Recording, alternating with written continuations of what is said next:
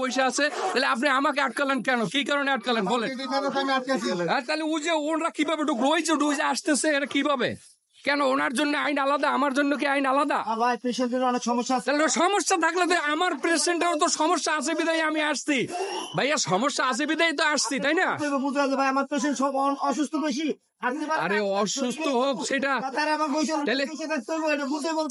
তাহলে আইন কি আলাদা? একজনের জন্য আলাদা আইন বলেন, আইন কি আলাদা? আর পেশেন্ট পয়সা থাকবে, তো এত পেশেন্টের লগের লোক টেবিলে পয়সা রয়েছে, আর আপনি আমাকে বাধা দিচ্ছেন বলেন? আপনি আমাকে বাধা দিচ্ছেন, আর পেশেন্টের সাথে আসা লোক সে পয়সা রয়েছে, তাহলে আপনি আমাকে কিভাবে বাধা দেন আপনি বলেন? হ্যাঁ, কিভাবে? আপনি দেখেন ওই যে পেশেন্টের সাথে লোক পয়সা রয়েছে, ওই যে দেখেন না পয়সা রয়েছে, আর আমাকে ঢুকতে বাধা দিচ্ছে, উনি বলে যে ঢুকবেন না, দেখেন ওই যে দেখেন। তাহলে উনি আমার আবার কত কথা বললো বলেন? এত কথা বলার দরকার কি ওনার?